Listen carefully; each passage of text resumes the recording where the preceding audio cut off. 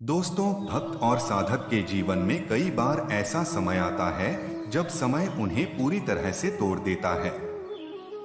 उस समय विश्वास भी हिल जाता है। बहुत से ऐसे भक्त होते हैं जो भगवान का नाम लेना छोड़ देते हैं, नास्तिक बन जाते हैं, क्योंकि वे उन परिस्थितियों को सहन नहीं कर पाते और नहीं समझ पाते हैं कि उनके साथ ऐसा क्यों हो रहा है।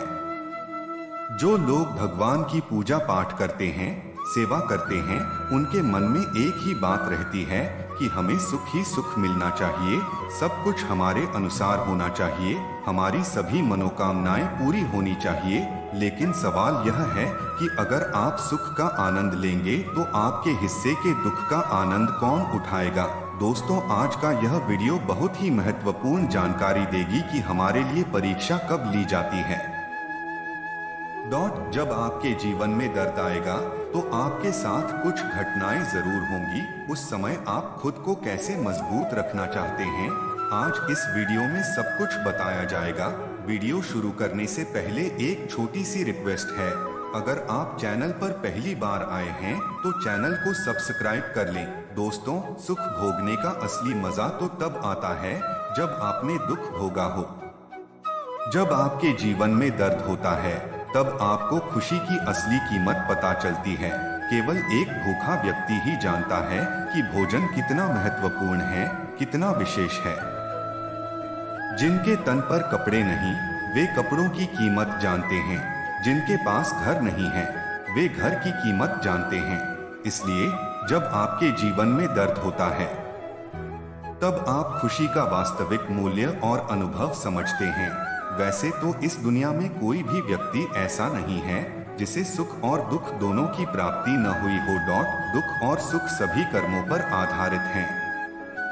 कोई भी व्यक्ति ऐसे कर्म नहीं कर सकता जिससे उसे केवल सुख मिले, अथवा कोई भी व्यक्ति ऐसे कर्म नहीं कर सकता जिससे उसे दुख ही मिले।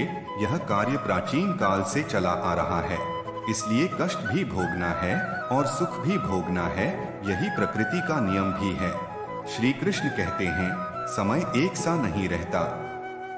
आज दुख है तो कल सुख भी आएंगे और सुख के बाद दुख भी आना स्वाभाविक है।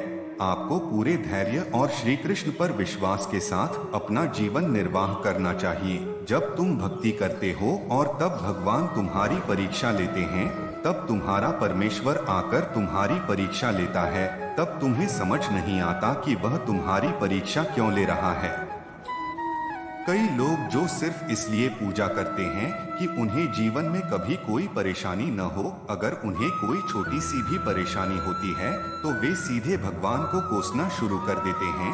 वे भगवान से सवाल करने लगते हैं कि मैं आपकी इतनी पूजा करता हूँ, मैं आपका बहुत बड़ा भक्त हूँ, फिर भी मुझे इतनी समस्याएं क्यों हो रही हैं। इसके लिए आप उदाहरण के तौर पर एक कहानी सुने। एक व्यक्ति था जो भगवान की बहुत पूजा करता था। एक बार उनका एक्सीडेंट होकर पैर में मार लगा। फिर वह भगवान के मंदिर में जाता है और वहां भगवान को बोलता है, हम तो तेरी इतनी पूजा करते थे, दिन रात तेरा ही नाम लेते हैं, और फिर भी तुमने मुझे दुर्घटना में डाल दिया।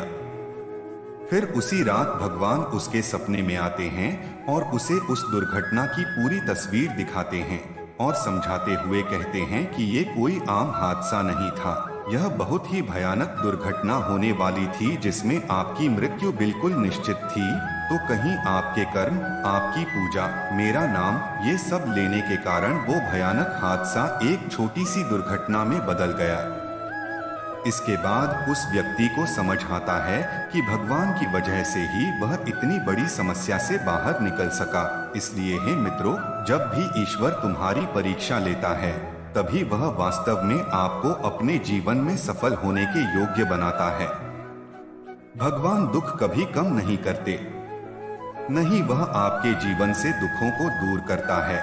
आपको अपने जीवन में दुख सहना पड़ेगा, यह आपके जीवन में आएगा, लेकिन उनको सहने की क्षमता, उन दुखों से लड़ने की शक्ति ईश्वर तुम्हें अवश्य देता है। और जब दुख सहने की क्षमता आ जाए तब तुम्हें दुख नहीं होगा। फिर से एक उदाहरण पर विचार करें। एक व्यक्ति मिर्च खा रहा था और जैसे ही उसे मिर्च का एहसास हुआ उसने तुरंत गुड़ का एक टुकड़ा खा लिया और उसे आराम महसूस हुआ। फिर दूसरा व्यक्ति उस व्यक्ति से पूछता है, क्या मिर्च का तीखापन खत्म हो गया? तब पहला व्यक्ति उत्तर देता है, नहीं, बिल्कुल नहीं। मिर्च का तीखापन उतना ही है, लेकिन गुड़ ने मिर्च का तीखापन सहने की शक्ति दे दी। तो मुझे बिल्कुल भी नहीं लगा कि मैंने मिर्च खाई है। आपके जीवन में ईश्वर की जो भी भूमिका है, वह आपके जीवन में जो भी कार्य करता है, ऐसा है कि वह तुम्हें इतनी शक्ति देता है कि आपको उस दुख का बिल्कुल भी एहसास ना हो। इसलिए भगवान को दोष मत दो, उसे दोष देना बंद करो, अपने कर्मों पर ध्यान दें, अपनी बुद्धि और विवेक का प्रयोग करें। अब हम समझते हैं कि जब परमेश्वर तुम्हारी परीक्षा लेता है, वह आपकी परीक्षा कैसे लेता है। कौन से हैं वो संकेत जिनसे आप जान पाएं कि भगवान आपकी परीक्षा ले रहा है?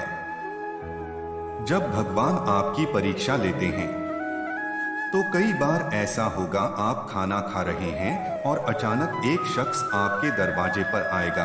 वह भूखा होगा या कोई जानवर जैसे कुत्ता, गाय आएगा और उस समय यदि तुम उसे अपनी थाली से खिलाओगे तो इसका मतलब यह है भगवान प्रसन्न होंगे।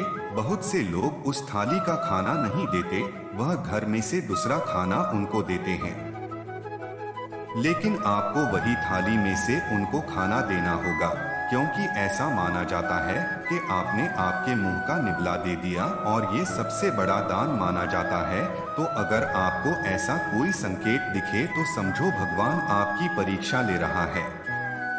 कई बार भगवान आपकी परीक्षा लेते हैं इस तरह से कि तुम कहीं जा रहे हो और रास्ते में आपको एक व्यक्ति दिखाई देता है जो ठंड से कांप रहा है। तो आपके मन में ये भावना आती है, तुम उसे एक कंबल दे दो, जैकेट या अपने कपड़े। यह भी एक बेहतरीन उपहार माना जाता है। किसी भूखे को खाना खिलाना या किसी जरूरतमंद व्यक्ति को कपड़े देना। तो भगवान द्वारा बनाई गई चीजें जो जरूरतमंद हैं, उनको देना, उनकी मदद करना एक महान सेवा है। और यदि आप ऐसा करते हैं तब परमेश्वर की कृपा कायम रहेगी। हर देवता तुम पर मेहरबान रहेगा। आपको बस भगवान पर विश्वास कभी नहीं छोड़ना, क्योंकि वह सदैव आपके साथ है। वह आपके प्रति दयालु है। आप भगवान पर भरोसा रखो, भगवान हमेशा तुम्हारे साथ रहेंगे। दोस्तों, अगर आपको जानकारी पसंद आई हो तो वीडियो को लाइक करें। अगर आप पहली बार चैनल पर आए हैं तो सब्सक्राइब जरूर करें।